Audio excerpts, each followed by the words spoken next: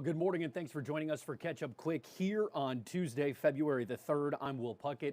We are glad that you are joining us right now for today's Catch Up Quick. We're going to dive into the governor's State of the State address that he delivered last night, late yesterday evening. Our Aaron Rodgers getting ready to step in here and introduce us to everything Governor Bill Lee introduced in that speech. It was a wide-ranging speech from his priorities in his last term as governor of the state of Tennessee. He is term limited, which means he is not able to run for governor come November. So we will have a new governor in the state of Tennessee at the end of the year. But he laid out a whole plethora of ideas that he wants to get moving in and out of the state legislature. So that's going to start ramping up here today as lawmakers are going to stick into Nashville through roughly about April, should everything go to plan, before they sine die for the end of the year. All right, let's go ahead and bring in Aaron Rodgers as you get a look here at the governor's State of the State address. Aaron, quite a bit in this speech. About how long did it look like it lasted? I mean, forever, it felt like. I mean, seriously, and it was a lot of what you kind of would expect, especially going into his last year here in office. But, I mean, a big focus, I mean, we've talked all morning about how much he talked about education. That was a really big push he had forward. I mean, he's talked over his entire, it feels like the last 2 years, the Education Freedom Scholarship. And we've been talking about that over and over again. It's also known as the school voucher program. But, I mean, he's talked about expanding that. But that wasn't kind of, I mean, even the only thing he talked about when it came to education. $339 million towards just public education, facility services, all different types of things when it came to just introducing into public schools and making public schools better for Tennesseans. So that was a big thing he talked about. Obviously, there was a lot of different points he made when it came to safe neighborhoods, things like that, public safety, all sorts of those different things. But the big key takeaways, I think, were education. Rural health care was a really big one that he touched on as well,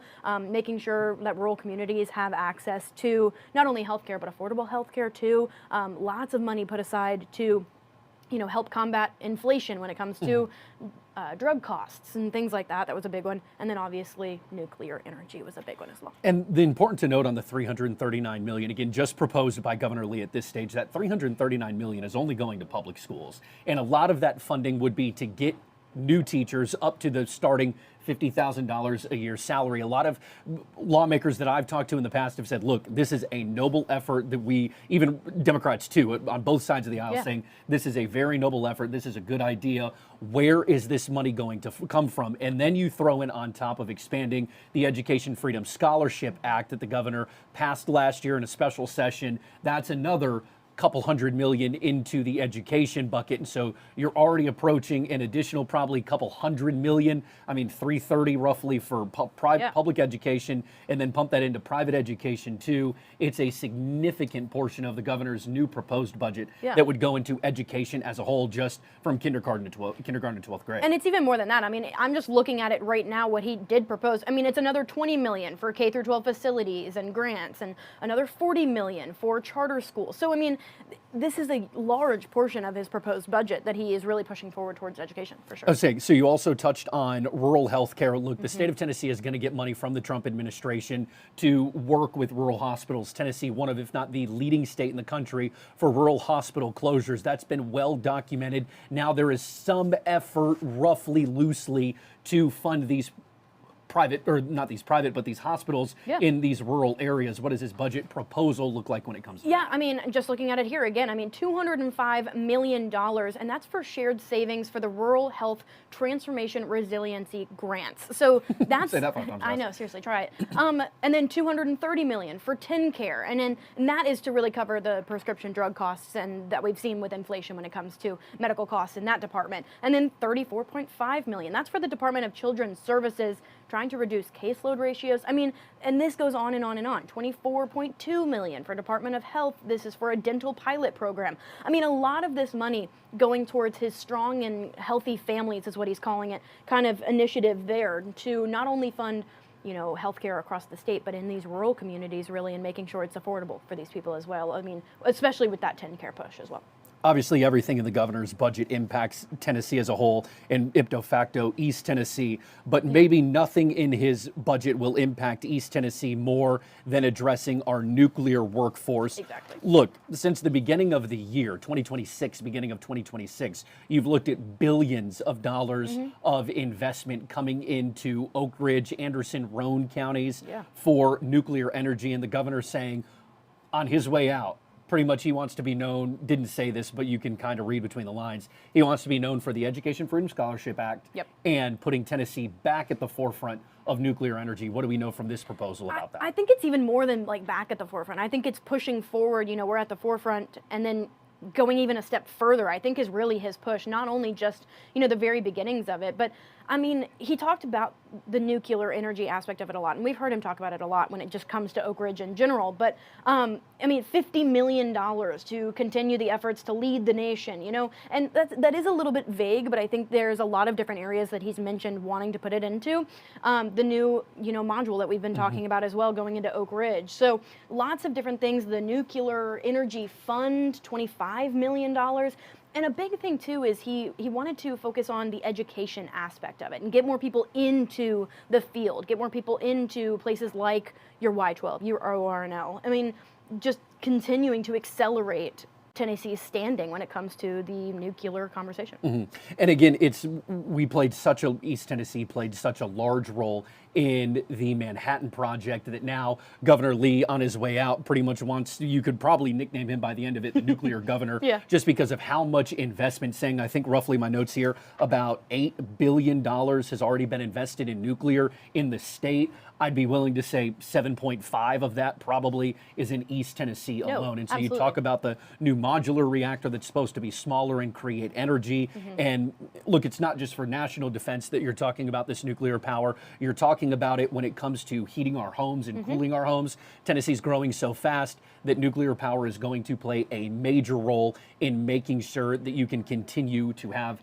heat and power to your home. And that was a big point that he actually made too, and the amount of how this is not only going to help, you know, defense in that aspect, but our communities directly right here in Tennessee. Yeah, it's going to be right there at the forefront of everything that happens in the state of Tennessee. And again, Governor Lee only has a couple of months to get this done. Again, the legislator meeting right now probably will sine die about April, roughly, maybe early May, depending on what happens. And so it's just a continued focus of what's happening at the state level to get this done. I believe, actually, Aaron, before we get you out of here, we do have sound from the governor on this from his meeting yesterday. So let's go ahead and let's go. We do not have sound. Okay, sorry about that. So it's just, again, a look at what the governor has done as he tries to get this. But as we're talking about modular reactor, this is a look at the nuclear reactor that's going to be in Roane County, actually. And I mean, you mentioned like sound from the governor, and we did use some this morning. And a big takeaway that he said was,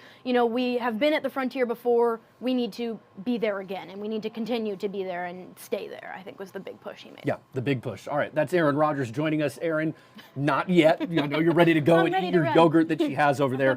But updating the governor's State of the State address from yesterday, a ton of investments that he wants to make, highlights of that. Education, both public and private in Tennessee, all of rural health care, and then nuclear here in Tennessee. All right, you can no longer speak. Aaron, thank you so much. Go ahead and take that mic off as you get out of here and go. Aaron, appreciate it. All right, still a lot to talk about when it comes to cleaning up from the winter storms, plural, here in Tennessee. Thousands of customers still remain without power. You think probably for every one customer, you could probably double or triple that of people who are impacted still as power remains out for a lot of folks in Tennessee. We also know as of today, 25 people in the volunteer state have died because of winter weather, mostly cold impacts from that. More than 20,000 people, almost all of them, live in Davidson County, that's Nashville, who remain without power.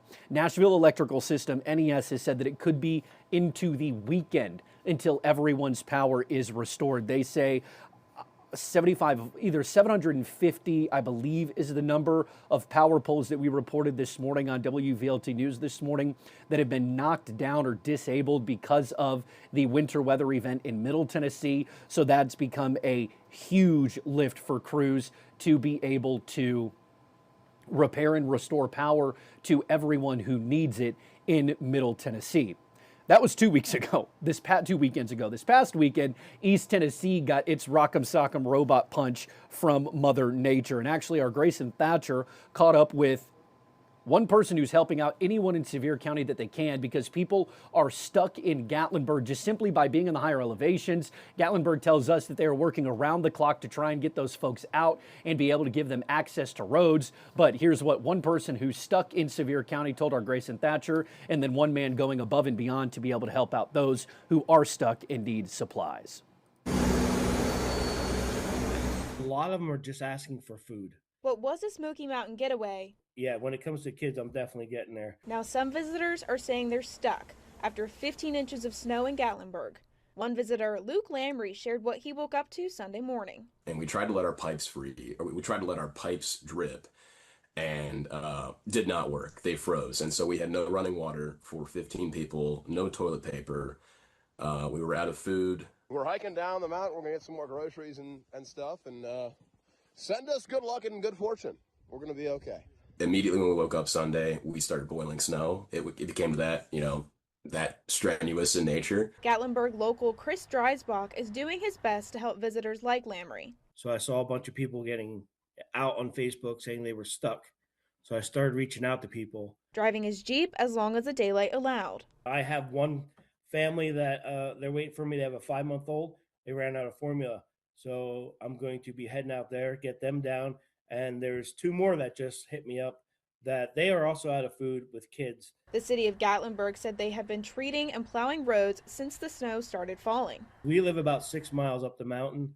Our road is nothing but ice and snow. Even his home was impacted by the conditions. The wife got up and she called me. She's like, we have no water. But he didn't let it stop him.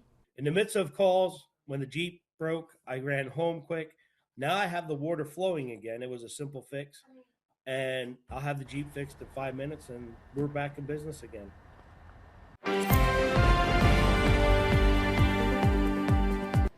All right, everybody is wondering, when is the snow going to disappear, as we bring First Alert meteorologist Sydney Sullivan in for a nice little weather convo. And Sydney, you're telling us that snow could all be gone, at least in the lower elevations, by this time tomorrow, or maybe a little bit after. Yeah, depending on where you are, I do think we are going to see some major improvements for today. Now, one of the big things that I've been watching that you don't really factor in as much, because we don't really see snow as often, but that snowpack really impacts our temperatures. So that's kept things a little bit cooler for the most part. I still think we're going to see our temperatures back into the 40s today, but it's the backside of this next system that I'm a little, I don't want to say concerned with, because this is a very different story than over the weekend, but you might be hearing that 4-letter word, snow, on the backside of this system, mainly just due to the fact that we have just enough cold air that could bring us a few flakes, but this is not going to be like the weekend, so that's good. A lot of people saying, Sydney, dear goodness, please don't make it. You can see the snowpack there from our Pigeon Forge camera, just looking off into the mountains, and still quite a bit of snow on the ground in Sevier County, but they got quite a bit of snow, and so it makes sense that it would linger around until today, a couple of days after the event. But here's where really you're keeping your next round of eyes on, is this rain event that could turn into just a little bit of enough that's going to make you go, man, not again. Right. For the snow lovers, hey, you may be excited, but for many of us that are anxious to get rid of it, yes, that is going to be something we're watching. But we do have rain working into the forecast today. So like Will said, this is going to help us out a lot. That rain starts to become a little bit more widespread. This is likely going to be during that evening commute. So just keep that in mind if you're back into the groove of things today. Widespread rain, heavy downpours possible.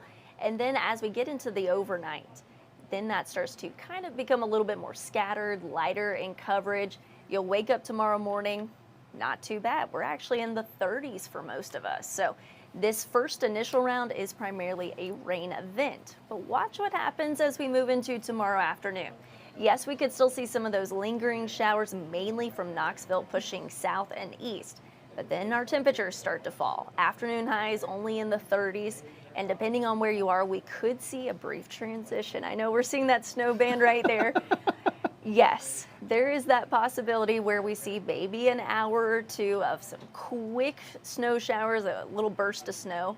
Do we think heavy snow showers or just enough to visibly see it, but That's what I'm thinking. Okay. Yes. So yes, you could see a little bit of a coating maybe on those grassier surfaces. Those higher peaks have a better chance of seeing that actually stick a little bit more. But again, this is quick moving. That started roughly 9, 10 o'clock with the latest guidance. It's primarily out of here by midnight. So quick moving, and then we see those temperatures still on the chilly side after that. So Thursday, upper 30s. But again, to put things in perspective, we were in the 20s for afternoon highs. So yes, this is an improvement for us.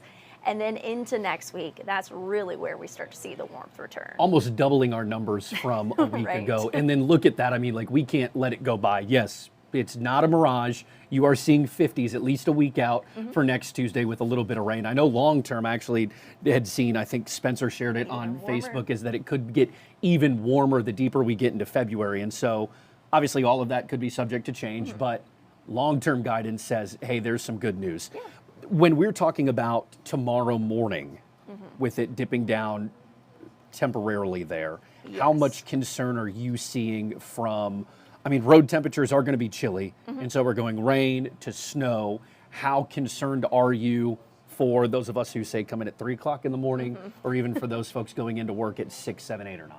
Yeah, and if you remember that kind of first round of snow ice we had about 2 weeks ago, that was also the concern that we had, is we had all that rain that worked in afterwards and then possible refreezing. This particular case, I think there's going to be a few spots that could see some refreezing. I'm hopeful that most of us actually stay above freezing though. Okay. So in fact, yeah, actually you can see it right here. My forecasted low is 34, so we're literally on the cusp here. I do anticipate some slick spots, but I'm hoping this rain kind of helps to clear things out for the most part. And I mean, crews have been hyper focused on this. There's already some still residual salt. That rain will probably wash it away, but everybody going to be hyper focused on making sure that everything is wrapped up and taken care of. And so that's some really good news on this Tuesday morning, but still a little bit to get past until we can get to there. Yeah, just still be cautious. It was really funny though, and I meant to tell you this morning when we were just talking in between breaks, but I had forgotten yesterday after my workout to take a sweatshirt to get home. And so I had to walk out short sleeve shorts. Oh no. It felt like it was summertime. I was like, holy cow, I'm not bothered by this at all. This is amazing. Actually, that's a good perspective, because I had my heavy coat thinking it was going to be a little bit colder. Yes, it's still chilly, but compared to 23 degrees Knoxville reached for the high temperature on Sunday, yeah, this is warm. Yeah. Short sleeve weather for Exactly. some of us. And for some of us who have polar plunge coming up, I mean, that 70s might not be that bad. It might be a cheat code for that. All right, we're going to let Sydney get out because she has to do the noon. Sydney, appreciate it as we continue to move on and take a look at other weather events happening across our state. Sydney, appreciate it. Now, the Tennessee Highway Patrol is telling us they had a very busy weekend. We're now getting a look at the numbers. THP is telling us that through Sunday, so through this past Sunday, what would that have been? February the 1st? Yeah, through February the 1st, they responded to, in Knox County, 70 crashes. About a dozen or so of them did involve injuries. And so a little bit of a good news there, but also there were some of our friends and neighbors who were injured in crashes during this recent snowfall event. Again, that in the Knoxville district. And then the Falls Branch district telling us they cover the rest of East Tennessee all the way to the Carolinas and Virginia border. They tell us they covered 63 crashes over the weekend, also with about a dozen injuries. 51 of those crashes in the Falls Branch district did involve property damage. Now, we also have a bit of information today from Rural Metro. They tell us that they were responding to a handful of accidents and other events across Knox County. Rural Metro tells us that they responded to 152 total calls for assistance across Knox County. That includes 57 EMS calls, 22 fires, 19 car crashes, 3 hazmat calls, 1 rescue, and more than 24 calls for help. Those started Friday afternoon and ended yesterday at about 9 o'clock in the morning. And so Rural Metro was extremely busy during this winter weather event. But again, when weather happens, it brings back reminders that we tell you over and over and over again. And we also have to tell ourselves, I mean, we're not immune from being a little bit distracted. We're human too, right? But we share story after story of first responders, law enforcement in dangerous situations often. This video shared with us by the Tennessee Highway Patrol is a perfect example of the dangers of not paying attention out on the roads and the dangers of policing out in our communities. This is video of a Tennessee Highway Patrol trooper on Interstate 24 in Nashville, Davidson County. They pulled over a car for speeding. I believe the post that I saw was for about 97 miles per hour was the car that they had pulled over. While that officer, or trooper rather, was talking with the driver of that first vehicle, you can see his squad car was hit from behind. That force of that car hitting the patrol car caused the airbags in the entirety of this patrol SUV to deploy. You can see them opening up the door right here. Side airbags, front airbags, all the airbags. It hit him into the guardrail and even damaged the car in front of him. Incredibly terrifying video. THP says luckily the trooper is okay. The people in the car are also believed to be okay. But this again highlights the dangers of the job of the Tennessee Highway Patrol. And so it again reiterates the dangers of policing, especially as you are patrolling out on the highway. So just some terrifying video from the Tennessee Highway Patrol, but a reminder today, watch out when you see those flashing lights, not just for police officers or firefighters, but also for tow truck operators and anyone else operating in that space on the side of our roadways. All right, we've got a ton of more information on all of this, including closings right now inside your WVLT News app. This is a look at all of the closings for today. We also know that there are a handful of school districts and schools who are not in session or on a delay for Wednesday. All of that is available right here inside your WVLT News app and on the WVLT.tv homepage. Again, all you can do, you can also request a closing if your business is not up there right now. All you have to do is type in the name of your organization and a little bit of extra supplemental info that we need to be able to make sure that you are legitimate. We will reach out to you with how you can set up an account with us. Look, we know that you probably have ways to reach people, text messages, notifications via the phone, Facebook, Twitter, Instagram, TikTok.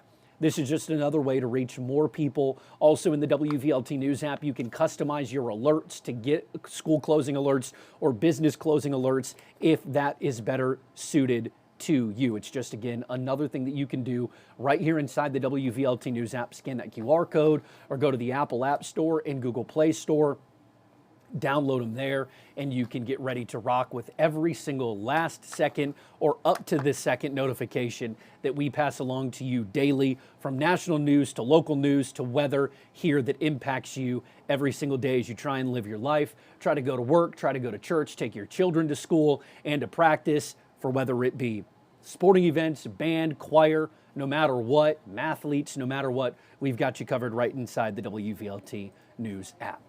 Your next update, streaming 24/7 right here on WVLT Plus, but Harry Sullivan and Sydney Sullivan will join you on WVLT News at noon with your latest forecast and top news headlines and so much more. And then your news again continues streaming 24/7 right here on WVLT Plus, inside your WVLT News app, and on all of our social media pages. We'll see you back here for Catch Up Quick tomorrow at 10 o'clock. Also, do not forget our brand new streaming newscast, 6:30, here on WVLT Plus, bringing it to you again today. Harry Sullivan will be joined by Belle Oliver to give you your forecast, and Harry breaking down everything you need to know again, 6:30, right here on WVLT Plus. Harry said he'll see you there.